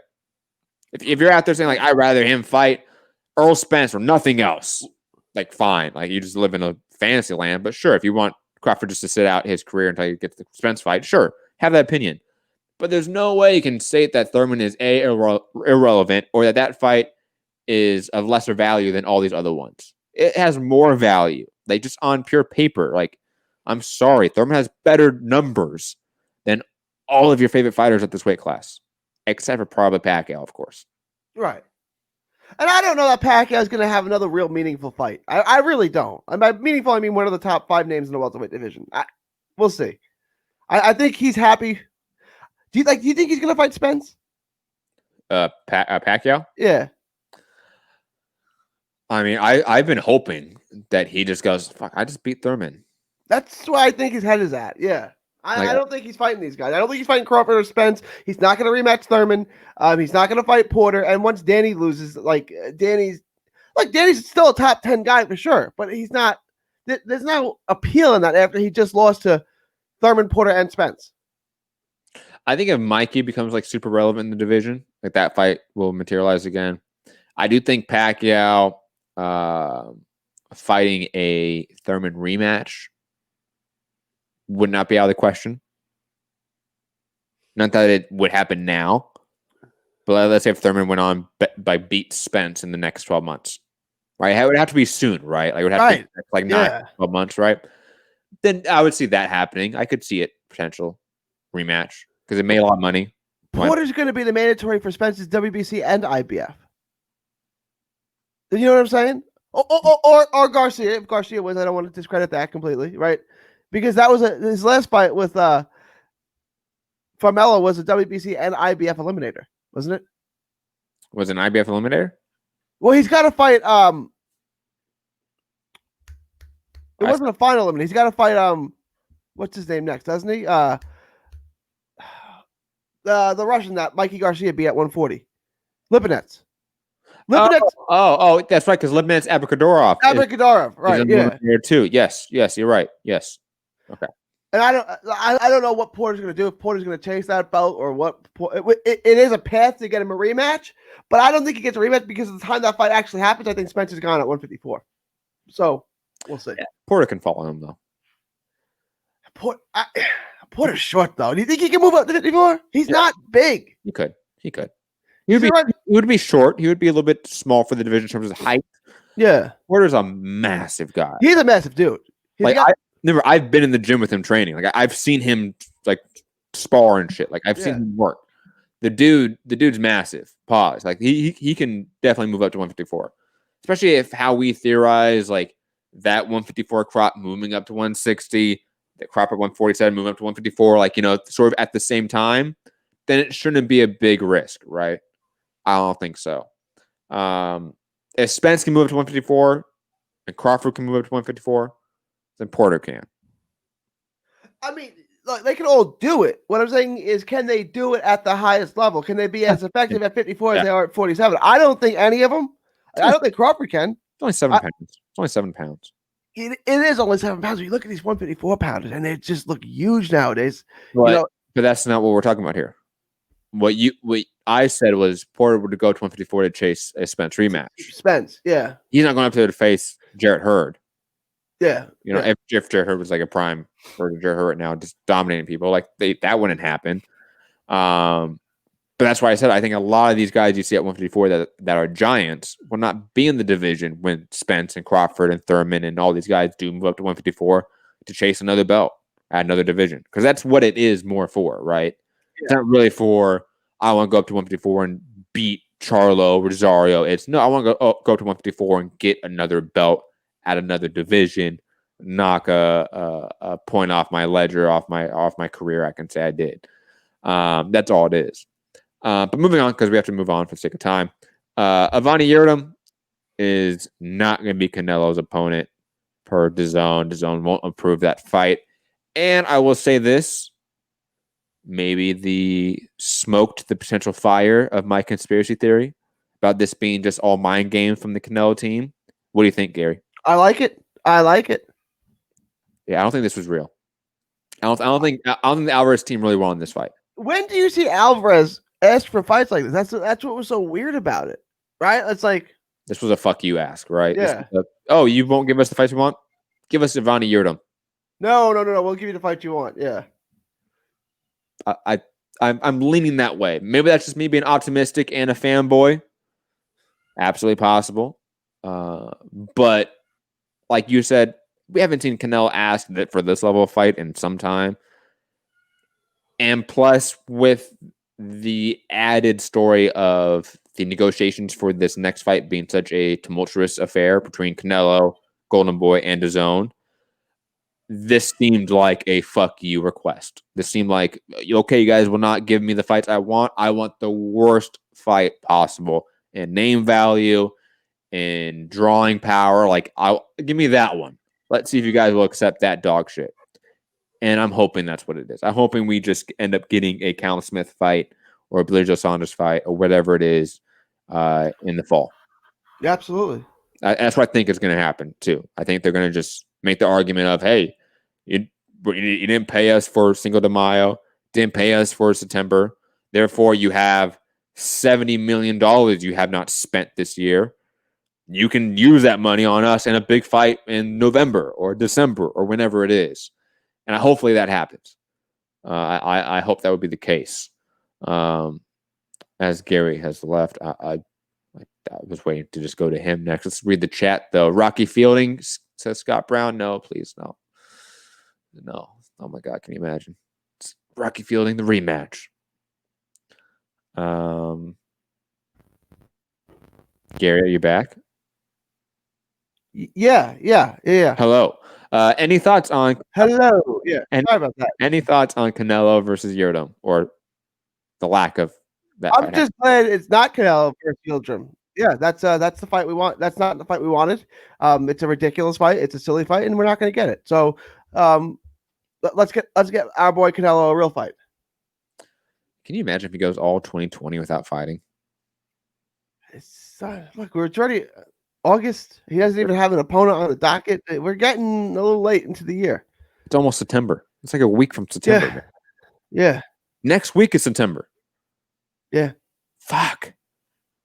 God, man. This year has been the longest and the shortest in some fashion. It's just the weirdest fucking year. Moving on, Maurice Hooker and Regis Prograis have signed to PBC. I know Prograis has a one-fight deal. I don't know how long Hooker's is. Do you know, Gary? Is there a one-fight deal? I don't know how long Hooker's is. Prograis is a one-fight deal, which I thought was weird because he's fighting nobody. So it's like, what was the purpose of this? It must be just a probationary like tryout period, right? Yeah. Like, yeah. let's just see how this works. If you don't like it, then you can leave. That's how I view it. Like, you don't want to be tied down right now. Progress. You want to see if this is where you belong. If you can, mesh with our PR people or behind the scenes people, just overall how we function. If you like it, then we can give you a big fight going forward. That's how I viewed it. I wonder if Hooker's deal is similar to that. But overall, the thoughts on PBC snatching up Progress and Hooker, both guys moving up to 147, it seems like, from obviously 140-pound division and that WBSS tournament. I think Hooker's going to do well at 147. It's really crowded. It just got a lot more crowded at 47 at the top. This division now has the potential to be a all-time great. I mean, look at the top 10 now, right? I mean, assuming that I think Hooker's going to be fine at 47. Let's see how Progress looks at 47, but I have no reason to think he's not going to be fine at 47. Define fine. As effective or nearly as effective as he was 140. So you think he's going to win a belt? Yes. I mean, you think Hooker's going to win a championship? Oh, Hooker, it's tough, man. Prograde will. Hooker, it's tough, man. Like, it's not easy to win a belt there. I mean, I'm not going to say yes or no because I don't know, right? But it's not an easy yes or an easy no. It's tough to win a belt at 147. It really. Ugas hadn't done it. Danny Garcia can't do it again. It's tough to win a belt at 47.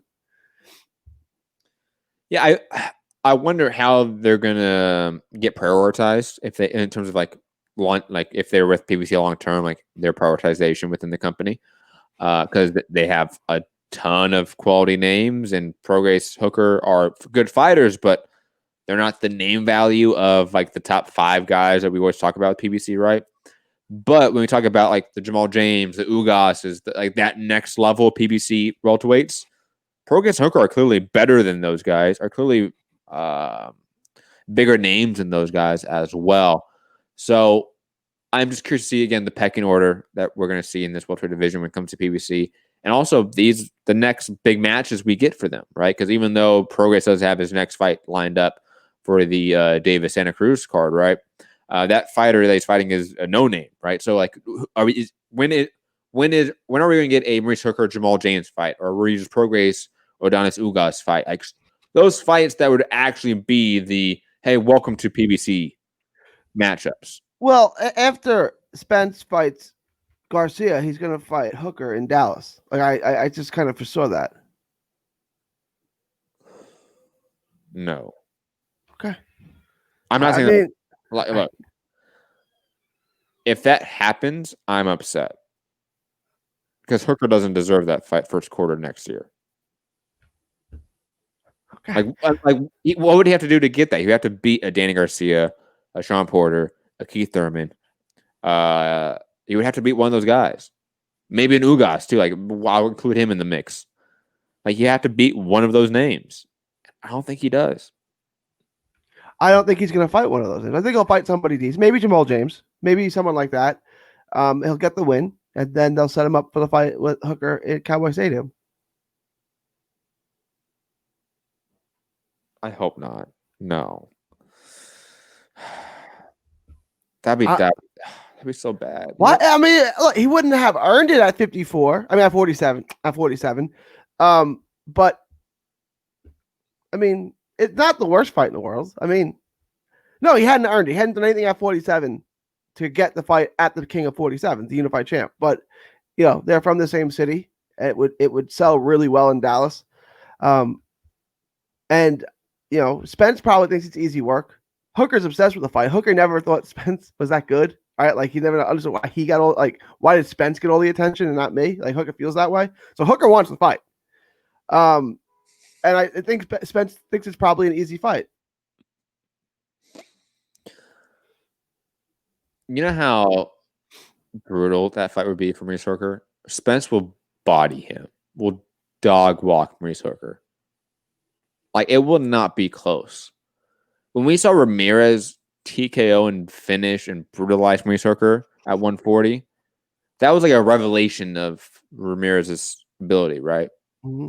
We already know that Spence is really fucking talented and good. Yeah. it's one-way traffic and violent one-way traffic in that fight. Am I wrong? One-way traffic. Is it? You don't I'm sorry. Hold on. I'm sorry. Is beating Alex Saucedo, Terry Flanagan, and Michael Lespierre really wins that make you go, yes, he will be competitive against Earl Spence? I don't see that at all. It's tough. Spence is top 5, 6, 7 name in the sport, pound for pound. He's one of the great talents in the sport. It's a tough fight for Hooker. I'll just say that. One-way traffic. I don't know if it's one-way traffic. I think Hooker was the Ramirez fight one-way traffic. No, Hooker landed a ton of big shots in that fight. What? Yeah, that fight was not one-way traffic. Dude, that fight was one-way disaster for Mace Hooker, man. That dude, Ramirez was on him from the instant, was under that jab, was landing shots at will, and knocked him out, man. Yeah, he knocked him out for sure, but it wasn't like it was all smooth sailing for Ramirez before we got there. Hooker was landing a ton of big shots.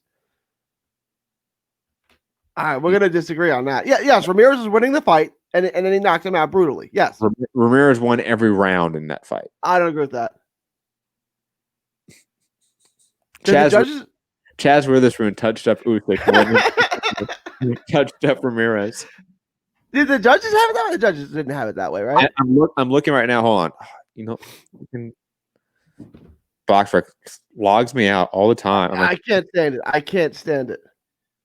It was wide. There was one judge that had it close, but the other two judges had it wide. They only gave Hooker 1 round and 2 rounds respectively, and then the third judge had it even in the up until the knockout. I don't think it was I thought Ramirez was up, but the first round was that ridiculous bogus slip knockdown. That was a 10-8 round in which a round where nothing really happened, right? So that is going to swing it a little wider, and that knockdown was completely bogus and ridiculous. It was he stepped on his foot and he fell down. You don't get an extra round. The other person just loses an extra point, right? So what I'm saying is it was a round where nothing happened. So it could have been 10-9 Hooker, and then instead, and not necessarily, it might only be 1 extra point, but it could have been a 3-point swing too, right? Nothing really happened in the round. And then now it turns into a 10-8 round for Ramirez because he stepped on his toe and fell down. I'm going to go back and watch that fight. Go watch it again. The fight is competitive. I think Ramirez is winning. I'm telling you that. I go back and watch it. I will go back and watch it. 2 rounds for Ramirez. What round did the knockout come out in? The 8th or 9th? What round was it? 6th. Was that early? 2 rounds for Ramirez is probably right. That's probably right. You mean two rounds for? 2 rounds for Hooker is probably right. I'll go back and watch it. It was a good fight. I'll go back and watch it again. It was a fun fight. Dude, if Ramirez knocks you out within 6 rounds, what can Spence do to you? Stop. Speaking of stopping, can someone for God's sake, please just tell Oscar De La Hoya however much coke he needs, it's not worth coming back and fighting.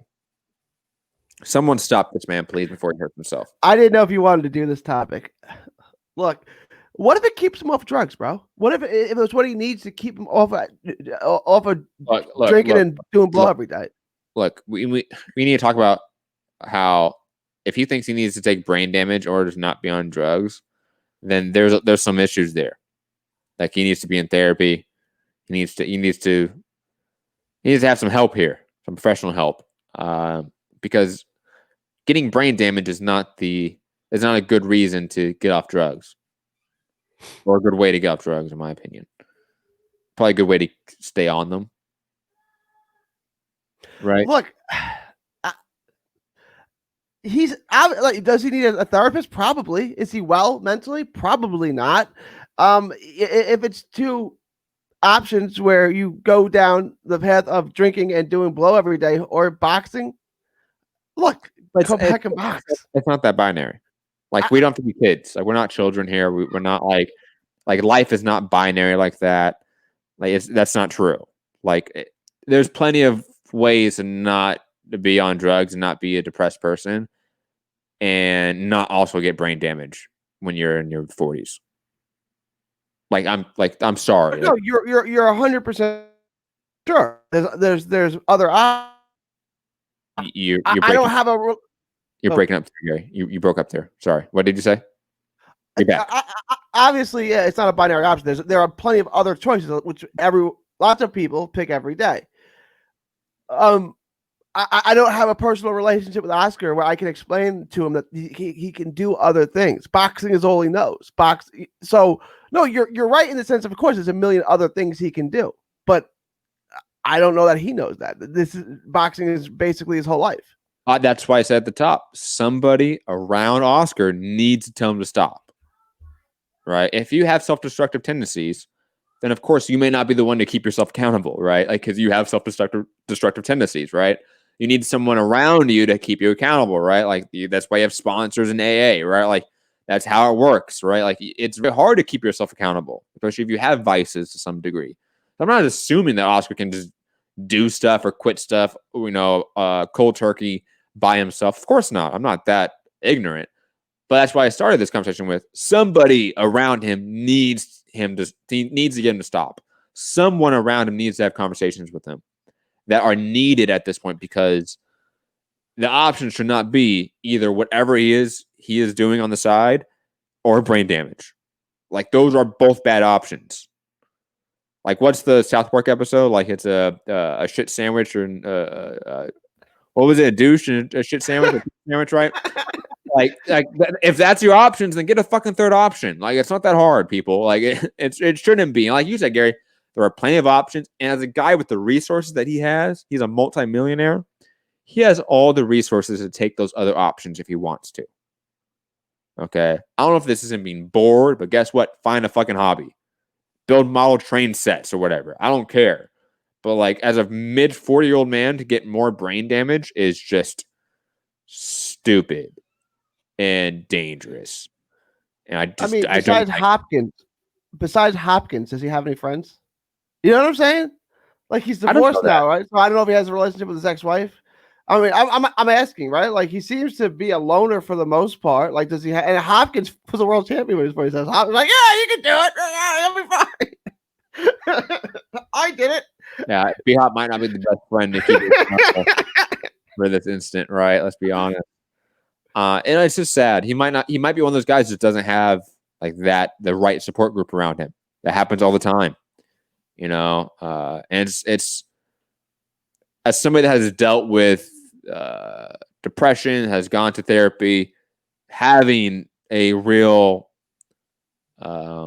built up support system around you is really key to get through anything that Oscar may be dealing with. Like if you don't have that support structure around you that's built in over years and years of trust and work, then it's hard.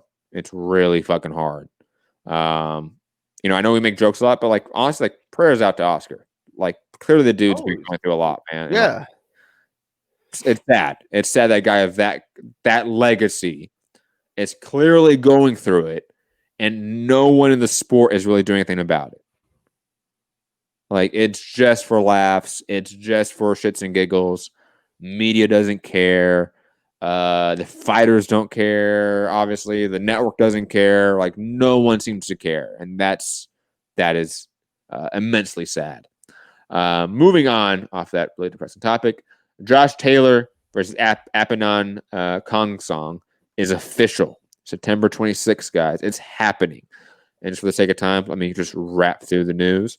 Fanlong Meng and his team are expecting to still get the Artur Beterbiev fight, but at this point in time, it may not be happening due to a variety of issues. Keith Ledbeck's article kind of goes in depth as to why this fight may not be happening for, again, a variety of issues. Kambosos Jr. and Lee Selby eliminated, remains in play and heading towards a purse bid, writes Jake Donovan. I think at one point the fight was like almost off, where it seemed like I think Kambosos just didn't want the fight, but going forward, let's see if the fight happens and see if the purse bid makes the fight, because I do like the fight a lot. August 28th, that DAZN card with Javier Fortuna is officially postponed, as they did not get a substitute opponent for Linares, as he fell out due to, was it injury or COVID? No, it was an illness, right? That wasn't COVID related. No, Linares was COVID, wasn't it? I don't remember. Anyways, Oh, he did. He did. Yeah. He did. Test positive for COVID. There was another fight that I think was an injury that wasn't COVID. I just forget what it was. That was Tanahara and Hipster. Yes. So that is the news of the day, guys, or the week, I should say. Gary, any other thoughts, final thoughts as we wrap up the show? I told you the Lakers were going to be just fine. I told you that.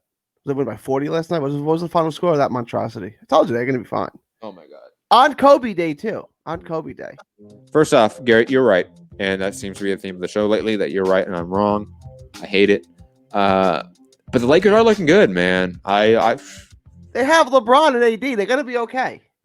I picked the Clippers have been looking like dog shit, so that's making me happy. I picked the Clippers to win the chip. They may not get out of the first round. Yeah, boy, they don't look good.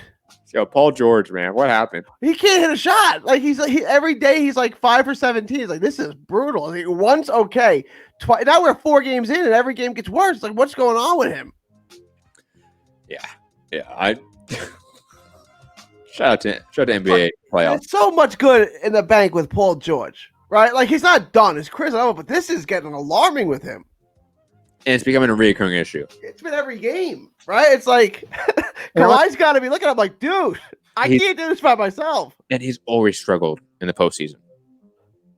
This is not like a new thing for Paul George. But anyways, guys, the like button, share the show, all that fun stuff. Check out the General Strike podcast on Trending Now Network, our new political show and documentary series. A lot of good stuff that's being put out there. Plus, what else? Fight tomorrow. Probably not a show tomorrow, to be honest. Show is most likely happening Thursday or Friday. But guys, just a quick heads up. Actually, I'm going to turn on the music here for this. Next week, there's a lot of construction happening in my house. So show times and in terms of like our show, when we're going to do shows, it's going to be all over the place. And I cannot guarantee when content will come out. I cannot guarantee when the next documentary will come out, when the next General Strike will come out, or when the next MCR comes out next week because of the construction. I will try to get content out to you guys at nighttime. So maybe me and Gary can do some late night shows. Me and Foo can do some late night shows, whatever it may be. That is possible. But the 2 p.m. shows next week will not be happening. Just want to give a sort of a disclaimer on show programming going forward. After that week, it should be back to normal. Just want to give a heads up. But anyways, guys, final thoughts. Good fights this last weekend. I really like that Matchroom card. I thought Joe Smith Jr. looked fantastic. I'm excited for Jeff Horn, Tsyzu. And obviously, I cannot wait to actually be right this weekend with Jose Ramirez and Victor Postal. I've been wrong on a lot of fight picks lately, so I need one for my own, pride and ego. Terrence Crawford, Kell Brook. It's still the best fight in Terrence Crawford's entire career if he gets that fight. Sorry that makes a lot of people upset. And what else? Oh, if you guys have not seen this, check out Fight Circus. Okay, Fight Circus. It was an event that happened in Thailand this last weekend. There's going to be a documentary about this event and these people. I'm telling you, the amount of cocaine that's used at this event is otherworldly. 2 versus 1 person fights with only kicking allowed, fights where you have heavyweights versus lightweights, fights with men versus women. It was insane. Okay, all with like tigers, strippers, dwarves walking around. It was wild. And again, mounds of cocaine being consumed, I would assume. What else? That's about it, guys. Have a great night, great evening. Find me, Matt Hunter, MCR, all social media platform. Gary, final thoughts. Lots of good fights this week. I'm looking forward to watching Horn and Tsyzu. Not sure if I'm going to stay up for it or watch it in the morning. Although I do like waking up and watching it. That's what's been great about basketball, these playoffs, like bubble basketball. This game's on now. That started. Some teams are getting eliminated, but it was like 4 games a day. It starts at 12:30. I think pregame starts, and then it goes all night. That was great. And so I like watching boxing in the morning. So I may just wake up and watch it. But unless y'all are going to be troopers and stay up and watch it, then I'll stay up and watch it. No, Matt's going to bed. Okay, I'm watching it in the morning. Good. If I have to guess, come on. I'm going to bet for the Inoue fight. Come on. I'm an old man. Like, I'm not going to stay up till fucking 1 a.m., 2 a.m. for fights. No. He's 25. Yeah. I'm an old man. I'm washed. That's how it is. Anyways, guys, stay safe out there. remember, guys, fuck the police, abolish capitalism. What else? Vote for Gloria La Riva if you can. I don't know if you can in Texas, but vote for Gloria La Riva. Is she on the ballot? Is she running for president? What party? Is that the Green Party? No, Socialist Party. Is a girl? What's the lady that always runs as the Green Party candidate? Jill. Oh, Green. Jill Stein? Jill Stein. Is she running again? No. No. Who's the Green Party? You know me. I hate the Green Party. I don't know anything about the Green Party other than Jill Stein runs for president. They're, the Green Party. They're posers. I don't know anything about the Green Party. I give a lot more respect to the Libertarians than I do the Green Party, but that's a different topic for a different time, guys. Have a great night. Peace.